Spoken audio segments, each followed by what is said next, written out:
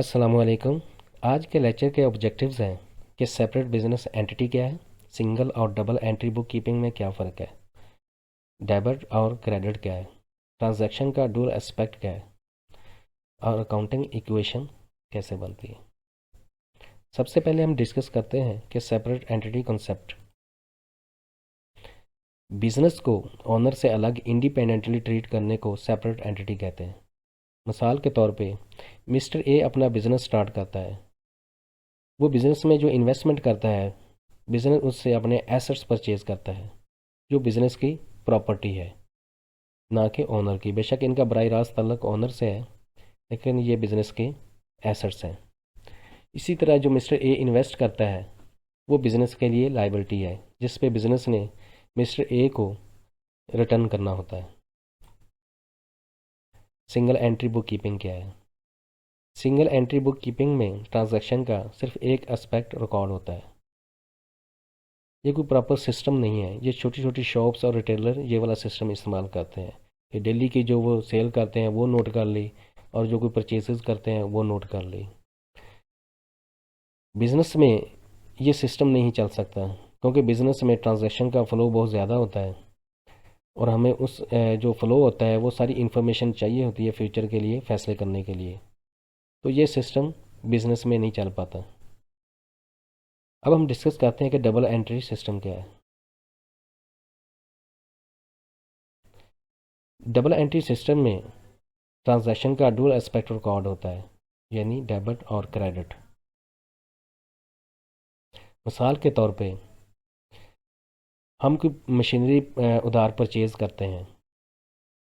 जो हमारी मशीनरी है, इस ट्रांजैक्शन में मशीनरी डेबिट होगी, यानी कि एक एस्पेक्ट डेबिट होगा मशीनरी, दूसरा एस्पेक्ट क्रेडिट होगा मिस्टर ए बी सी जिससे हमने मशीनरी परचेज़ की है।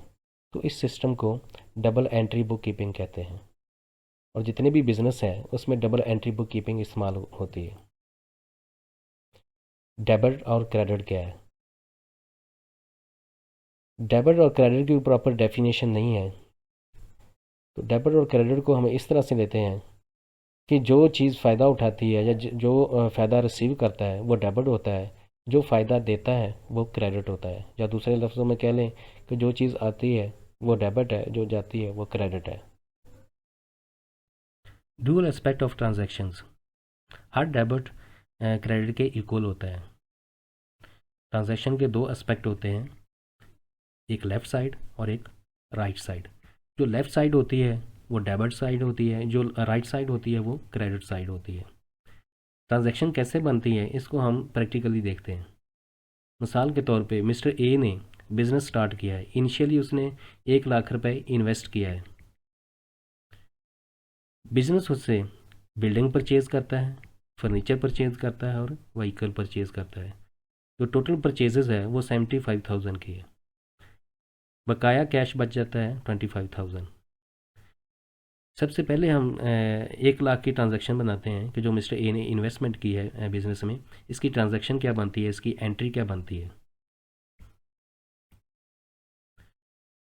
इस ट्रांजैक्शन में कैश ने बेनिफिट रिसीव किया है तो ये 1 लाख से डेबिट हो जाएगा, और मिस्टर ए ने बेनिफिट दिया है तो मिस्टर ए क्रेडिट हो जाएगा 1 लाख से। दूसरी ट्रांजैक्शन में बिल्डिंग परचेज की जाती है, तो इसकी ट्रांजैक्शन क्या बनती है, इसमें बिल्डिंग बेनिफिट उठाती है तो बिल्डिंग डेबिट हो जाएगी 50,000 से, और कैश बेनिफिट देता है, कैश क्रेडिट हो जाएगा 50,000 से। थर्ड ट्रांजैक्शन में व्हीकल परचेज की जाती है, और इसकी ट्रांजैक्शन क्या बनती है ये आपके सामने है। इसमें व्हीकल बेनिफिट रिसीव करती है तो व्हीकल डेबिट हो जाएगी 15,000 से, और कैश बेनिफिट देता है, कैश क्रेडिट हो जाएगा 15,000 से। थर्ड ट्रांजैक्शन में फर्नीचर परचेज किया जाता है, और इसकी ट्रांजैक्शन बनती है कि फर्नीचर बेनिफिट रिसीव कर रहा है, फर्नीचर डेबिट हो जाएगा 10,000 से, और कैश बेनिफिट दे रहा है, कैश क्रेडिट हो जाएगा 10,000 से। Basic principle of double entry. Double entry का बेसिक उसूल क्या है कि हर डेबिट क्रेडिट के इक्वल होता है। Accounting equation. अगर हम तमाम डेबिट और क्रेडिट्स को एक एंट्री में क्लब करते हैं तो इसकी ये सिचुएशन बनती है, यानी कैश डेबिट 1 लाख जो मिस्टर ए ने इनिशियली इन्वेस्ट किया है, और जो बिल्डिंग परचेज़ किया वो 50,000 से डेबिट होगी, फर्नीचर 10,000 से डेबिट हो गया और व्हीकल 15,000 से डेबिट हो गया। ये टोटल बन गया 1,75,000। मिस्टर ए ने बेनिफिट दिया 1 लाख से क्रेडिट हो गया, कैश से जो परचेजेस हुई वो 75,000 से क्रेडिट हो गया, तो ये टोटल अमाउंट बन गई 1,75,000। आपका ये कंसेप्ट तो क्लियर हो गया होगा कि every debit equal to credit side.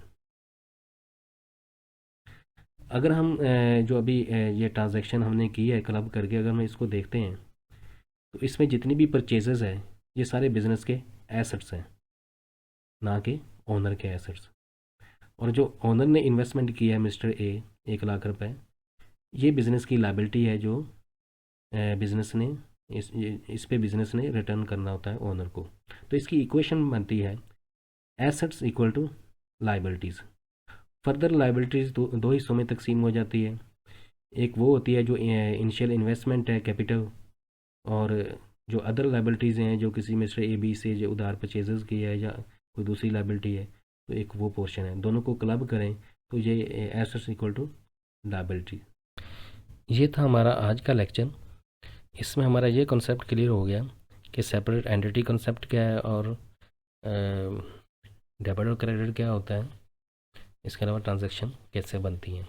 Next lecture में हम डिस्कस करेंगे कि क्लासिफिकेशन ऑफ अकाउंट्स क्या है।